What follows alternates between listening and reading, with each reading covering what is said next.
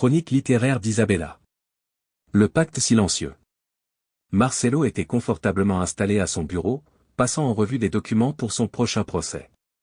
La journée avait été longue, et il comptait bien rentrer chez lui bientôt. Alors qu'il s'apprêtait à éteindre son ordinateur, son téléphone sonna. Un numéro inconnu. Fatigué, il hésita un instant avant de décrocher. Allô ? Une voix qu'il n'avait pas entendue depuis des années résonna à l'autre bout de la ligne.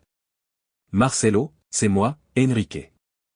Le cœur de Marcelo s'arrêta une fraction de seconde. Enrique était un ancien client, accusé il y a 6 ans du meurtre de sa compagne.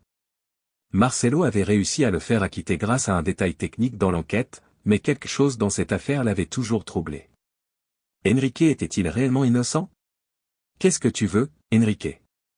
Ils me suivent, Marcelo. Depuis des mois. Je suis en danger. Ils savent ce que j'ai fait. La fatigue de la journée disparut en un instant. Qui te suit ? De quoi parles-tu ? Je ne peux pas tout te dire au téléphone. Il faut qu'on se voie. Tu es la seule personne en qui j'ai confiance. Marcelo soupira, ses souvenirs de l'affaire refaisant surface. Il avait défendu Enrique avec acharnement, mais maintenant, tout cela semblait revenir comme une vague menaçante. D'accord, on se voit demain. À 10 heures dans mon bureau. Demain, il sera trop tard. Ils viennent ce soir. Le téléphone se coupa brusquement. Marcelo resta figé, fixant l'écran de son téléphone, l'esprit en ébullition. Que signifiait cet appel ? Enrique devenait-il paranoïaque ou y avait-il quelque chose de plus sérieux derrière tout ça ? Marcelo passa une nuit agitée, l'appel de Enrique tournant en boucle dans son esprit. Le lendemain matin, il tenta de reprendre sa routine habituelle, mais une angoisse sourde persistait. À 10 heures précises, il se rendit à son bureau, espérant que Enrique viendrait, malgré la nature inquiétante de l'appel. Mais l'heure passa, et Enrique ne se présenta pas. À 10h30, Marcelo décida de l'appeler, mais tomba directement sur la messagerie.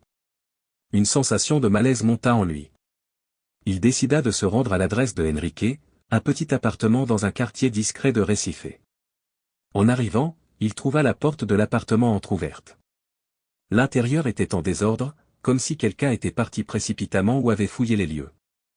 Marcelo entra prudemment, appelant le nom de Enrique, mais il n'y avait aucune réponse. Au milieu de la pièce, sur une table, un dossier était posé.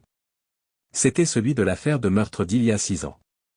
Les mêmes documents qu'il avait utilisés pour défendre Enrique, soigneusement rangés, mais avec des annotations étranges dans la marge. Des mots griffonnés à la hâte, des phrases incohérentes, ils savent. Je ne suis pas seul. Marcelo va comprendre. Marcelo feuilleta le dossier, sentant la sueur couler dans son dos. Ces annotations n'étaient pas là auparavant. Quelqu'un, probablement Enrique, les avait ajoutées récemment. Mais ce qui attira son attention, c'était une note ajoutée à la fin, le vrai coupable. C'était moi. Son sang se glaça. Enrique avait avoué, mais à qui ? Et pourquoi maintenant, après toutes ces années ? Alors qu'il se perdait dans ses pensées, il entendit un bruit derrière lui. Il se retourna brusquement pour faire face à une silhouette encapuchonnée dans l'ombre de la pièce. « Tu ne devrais pas être ici, Marcelo, » murmura la voix. Marcelo reconnut immédiatement la voix de Enrique. Mais quelque chose n'allait pas. Enrique avait l'air méconnaissable, les traits tirés, les yeux cernés par des nuits sans sommeil. « Enrique, qu'est-ce qui se passe ? Pourquoi as-tu écrit ça ?» Enrique s'avança lentement, un sourire amer étirant ses lèvres. « Tout ça. Tout ce que tu pensais savoir, c'était faux. Je les ai trompés, je t'ai trompé. Mais ils savent maintenant. Ils savent que je l'ai tué, et ils veulent que je paie. » Marcelo, horrifié, recula instinctivement. Tout son monde venait de basculer. Il avait défendu cet homme, il avait cru en son innocence, et tout cela n'était qu'un mensonge. « Pourquoi tu m'appelles maintenant ? » demanda Marcelo, la voix tremblante de colère et de peur. Enrique leva les yeux, visiblement tourmenté. « Parce que j'ai besoin de toi, Marcelo. Ils ne sont pas seulement après moi. Ils sont aussi après toi. Tu es lié à tout ça, que tu le veuilles ou non. » Le silence tomba lourdement sur la pièce. Marcelo ne savait plus quoi penser. Enrique s'approcha encore, posant une main sur son épaule. « Nous avons fait un pacte silencieux, toi et moi, ce jour-là, même si tu ne t'en es jamais rendu compte. Maintenant, il faut le respecter. Avant que Marcelo puisse réagir, Enrique s'éloigna, disparaissant dans les ombres de l'appartement. Marcelo resta seul, le cœur battant à tout rompre, l'esprit tourmenté par ce qu'il venait d'apprendre. Ce pacte silencieux qu'il n'avait jamais voulu signer le suivrait désormais où qu'il aille. Marcelo s'assit dans sa voiture, le souffle court, ses mains tremblantes agrippant le volant. L'image de Enrique, avec ce regard hanté et ce sourire amer, le hantait encore. Ce n'était plus seulement une question de conscience professionnelle ou de justice. Non, c'était bien plus sombre que cela. Enrique avait avoué, avait admis son crime, et Marcelo se sentait complice malgré lui. Alors qu'il tentait de rationaliser l'expérience vécue quelques minutes plus tôt dans cet appartement, un frisson glacé parcourut son échine. Il avait défendu un meurtrier et, bien qu'il l'ait fait sans connaître la vérité, il ne pouvait ignorer le poids de ce pacte silencieux qui les liait désormais. Les mots de Enrique résonnaient encore en lui, ils ne sont pas seulement après moi.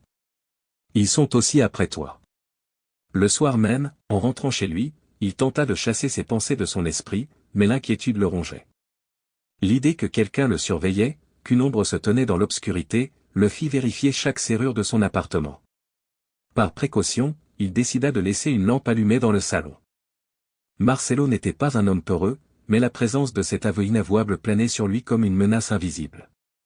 Autour de minuit, alors qu'il peinait à trouver le sommeil, son téléphone vibra brusquement sur sa table de nuit. Un message d'un numéro inconnu apparut sur l'écran, « Tu ne peux plus te dérober. La vérité ne te quittera jamais. » Marcelo se redressa d'un bond, le cœur battant à tout rompre. Le lendemain matin, Marcelo arriva au bureau avec les yeux cernés et la tête lourde. La fatigue pesait sur lui, mais l'inquiétude l'empêchait de relâcher sa vigilance. Son esprit ressassait le message reçu dans la nuit. Qui l'avait envoyé? Était-ce Enrique? Ou quelqu'un d'autre, plus dangereux encore? Alors qu'il s'installait à son bureau, il remarqua que son tiroir était légèrement entrebâillé. Un frisson glacé le traversa. Il se souvenait parfaitement de l'avoir fermé la veille au soir. Il tira lentement le tiroir et découvrit que certains de ses dossiers avaient été déplacés. En particulier, le dossier de l'affaire Enrique. Quelqu'un l'avait fouillé. Une vague de panique monta en lui. Était-ce une mise en garde? Marcelo regarda autour de lui, observant ses collègues, mais rien n'indiquait que quelqu'un ait pu accéder à son bureau sans permission. Seule une inquiétude sourde le tiraillait. La journée passa dans une étrange atmosphère de tension. Marcelo se surprit à sursauter au moindre bruit, jetant des regards furtifs par-dessus son épaule. Il décida d'enquêter discrètement pour découvrir qui aurait pu accéder à son bureau. Les caméras de sécurité du bâtiment ne lui donnaient rien de concluant. Pourtant, il sentait une présence, un souffle sur sa nuque, un invisible qui le suivait comme une ombre. En début de soirée, alors qu'il s'apprêtait à partir, il reçut un autre message sur son téléphone, « La vérité est un poison, Marcelo. Elle finira par te détruire. » Cette fois, son sang se glaça pour de bon. Marcelo passa la nuit suivante plongé dans une paranoïa grandissante. Le moindre son, le moindre mouvement d'ombre dans son appartement devenait suspect. Lorsque le jour se leva, il était épuisé, mais une détermination féroce l'envahissait, il devait comprendre qui se cachait derrière ces menaces et pourquoi. À son bureau, Marcelo commença à retracer les événements du procès de Enrique, cherchant dans ses souvenirs les moindres détails qui auraient pu lui échapper. Il consulta les notes, les témoignages et les rapports d'enquête, mais rien ne semblait justifier une telle traque. Enrique avait été acquitté, le dossier était censé être clos. En milieu d'après-midi, il décida de prendre un risque. Il contacta André, un ancien détective privé qu'il connaissait depuis des années et en qui il avait une confiance absolue. Marcelo lui expliqua la situation, omettant les aveux de Enrique, et lui demanda d'enquêter discrètement sur les personnes qui auraient pu vouloir rouvrir cette affaire. André, après avoir écouté en silence, lui répondit avec gravité, « Marcelo, je vais te dire la vérité. Cette affaire était étrange dès le début. J'avais entendu dire que quelqu'un très haut placé avait voulu l'enterrer rapidement. Si aujourd'hui, elle refait surface, il est probable que ces personnes se sentent menacées par quelque chose que tu ignores. » Les mots du détective firent frissonner Marcelo. De qui parlait-il? Quel secret s'étendait au-delà de l'affaire Enrique? Sa curiosité et son angoisse grandissaient, mais il savait que continuer dans cette voie risquait de le mettre en danger. Avant de partir, André lui confia une dernière mise en garde, « Marcelo, sois prudent.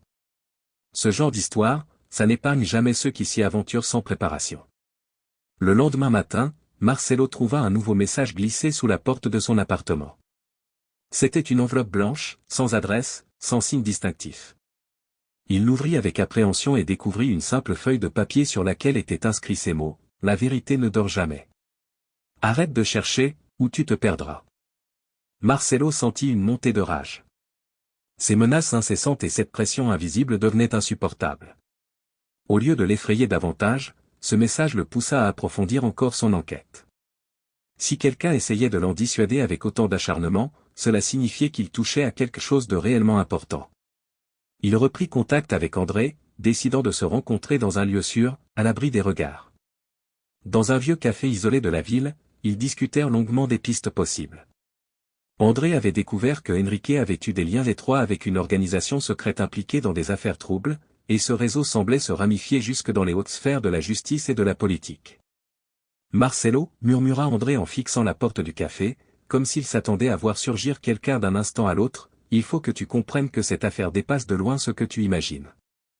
Ils protègent quelque chose de grand, de dangereux.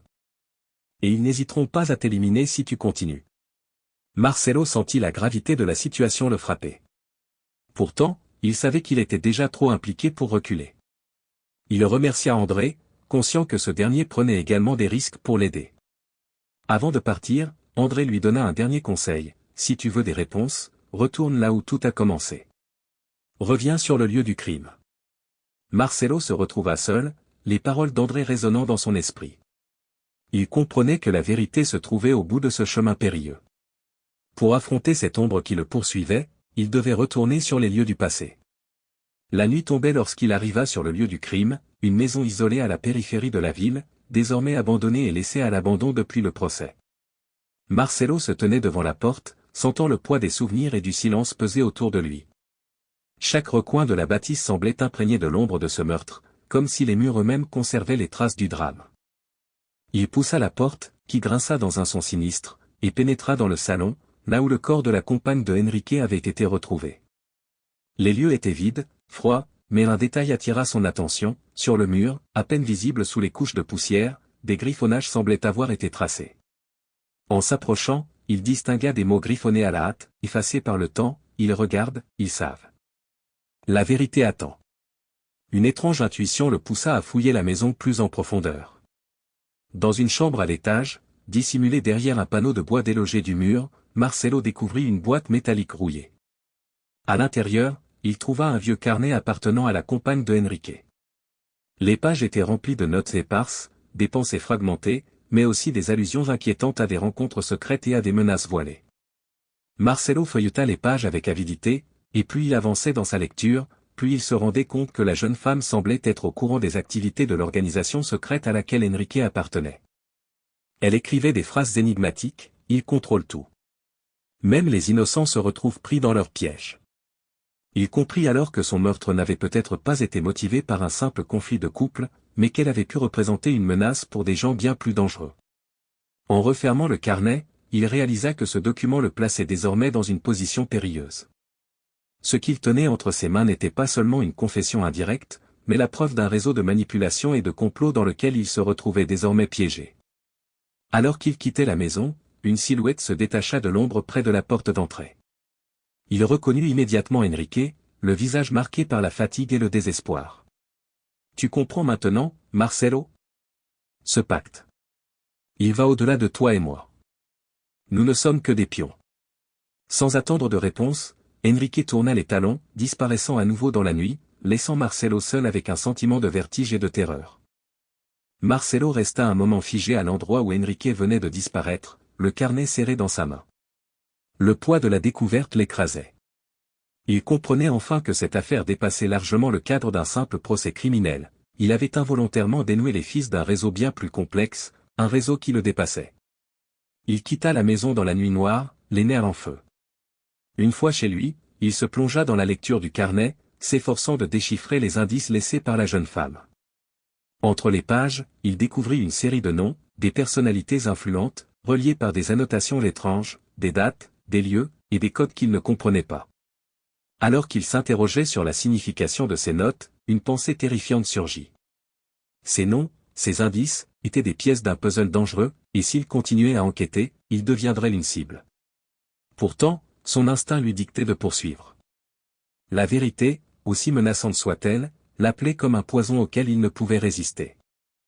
Il décida de contacter André pour partager sa découverte. Lors de leur rencontre secrète, il lui tendit le carnet, les mains tremblantes. André feuilleta les pages en silence, son visage se durcissant à chaque mot. Après un long silence, il posa ses yeux sur Marcelo. Ce carnet est une bombe, Marcelo. Si ce réseau apprend que tu l'as, tu ne pourras plus fuir. Alors que faire, murmura Marcelo, pris entre la peur et la fascination. André le regarda, pesant ses mots avec gravité. Nous devons faire appel à quelqu'un d'extérieur, quelqu'un qui puisse dévoiler cette vérité sans être lié à toi directement. Une fuite contrôlée, une manière de les forcer à se dévoiler. Marcelo acquiesça, bien que l'idée de se mettre en retrait le rongeait. Il savait qu'en prenant cette décision, il abandonnait en partie le contrôle de la situation. Mais c'était aussi son unique chance de se protéger et, peut-être, d'exposer les responsables.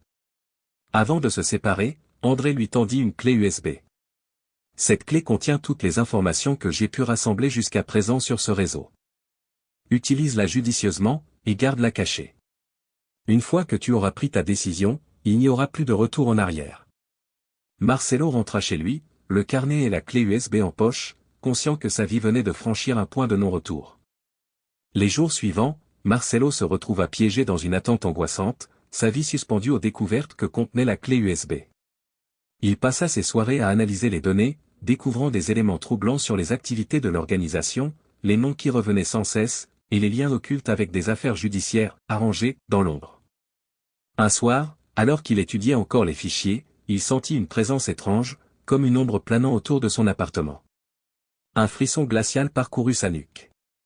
Puis, soudain, une coupure d'électricité plongea les lieux dans le noir. Le silence qui suivit était lourd, oppressant. Marcelo saisit son téléphone, tentant de rétablir un semblant de contrôle sur sa peur. Mais avant qu'il ne puisse appeler, un message s'afficha sur son écran, « Il est trop tard, Marcelo. Tu es allé trop loin. » La panique s'installa en lui. Il comprit qu'il n'était plus seulement surveillé, mais menacé directement. Quelqu'un savait ce qu'il avait découvert, et ils étaient prêts à tout pour l'arrêter. Il se précipita dans sa chambre, récupéra le carnet et la clé USB, les rangea dans un sac et sortit précipitamment de l'appartement, sachant qu'il ne pourrait plus y revenir en sécurité. Il erra dans la ville, cherchant un endroit où se cacher et réfléchir à la suite. Le visage d'André lui vint en tête. Peut-être avait-il encore une dernière chance de tout révéler et de se protéger. Dans l'urgence, il prit le risque de contacter son ami et lui demanda de le rejoindre dans un lieu discret, une vieille gare abandonnée en périphérie de la ville. Lorsqu'André arriva, Marcelo lui raconta tout, les informations sur la clé USB, les menaces reçues, et la présence oppressante qui le poursuivait. André resta silencieux, le visage grave, avant de finalement murmurer, « Marcelo, il n'y a qu'une solution. Si tu veux survivre et faire éclater la vérité, tu dois disparaître. » Marcelo le fixa, incrédule. Disparaître? Abandonner sa vie, sa carrière, tout ce qu'il connaissait. André continua, impassible, « Ils ne te laisseront jamais tranquille, pas tant que tu seras visible. Disparais, laisse-moi gérer la diffusion des informations. C'est ta seule chance. » Face à ce dilemme, Marcelo comprit que le sacrifice était inévitable. Pour sauver sa vie, pour que la vérité éclate enfin, il devait renoncer à tout. Marcelo se tenait dans l'ombre de la gare abandonnée, le cœur lourd, mais résolu. Les mots d'André résonnaient dans son esprit, un mélange de peur et de détermination le traversant. Il savait que sa décision était irrévocable. Une fois qu'il disparaîtrait, il ne pourrait plus revenir en arrière. « Prends ça, dit-il en tendant le carnet et la clé USB à André, les mains légèrement tremblantes. Assure-toi que tout soit exposé. Si quelque chose m'arrive, je veux que les gens sachent. » André acquiesça, une ombre de tristesse dans le regard. « Je te promets que je ferai tout pour que la vérité éclate, Marcelo. Mais sois prudent. Change de nom, efface chaque trace de toi. » Marcelo hocha la tête, se détournant pour ne pas laisser la douleur de cet adieu le trahir. Avant de disparaître, il lança un dernier regard à son ami, mémorisant les traits de ce visage familier qu'il ne reverrait peut-être jamais. Les jours suivants furent un flot d'actions rapides et précautionneuses. Marcelo coupa tous les liens avec sa vie passée, abandonnant son appartement, brûlant ses papiers d'identité, et s'enfonçant dans une vie de clandestinité. Il effaça son existence morceau par morceau, devenant une ombre, un nom effacé des registres. Pendant ce temps, André, fidèle à sa promesse, commença à divulguer les informations du carnet et de la clé USB. Les révélations firent l'effet d'une bombe dans les cercles judiciaires et médiatiques. Les noms, les faits, les manipulations étaient exposés au grand jour. Cependant, l'organisation réagit rapidement, étouffant les éléments les plus compromettants et manipulant l'opinion publique pour discréditer les informations. Malgré tout, quelques journalistes courageux persistèrent, lançant une enquête indépendante. Une rumeur circula même sur l'existence d'un avocat disparu, ancien défenseur d'un accusé lié à ces révélations, alimentant la légende d'un homme sacrifié pour la vérité. Marcelo, désormais isolé et caché sous une nouvelle identité, suivait les bribes de cette histoire, ses seuls liens avec le monde étant les nouvelles qui parvenaient jusqu'à lui. Un soir, dans un café anonyme d'une ville lointaine, il aperçut un article en ligne parlant d'André, retrouvé sans vie dans des circonstances suspectes. Le choc le traversa comme une décharge électrique. André avait payé de sa vie leur quête de justice. Le sacrifice de son ami était la preuve que cette organisation ne reculerait devant rien. Marcelo ferma les yeux, une larme glissant sur sa joue. Désormais, il portait seul le poids de cette vérité, un fardeau silencieux et éternel. Merci d'avoir écouté. Si cette histoire vous a plu, n'oubliez pas de vous abonner pour découvrir les autres récits de la série Les Chroniques littéraires d'Isabella.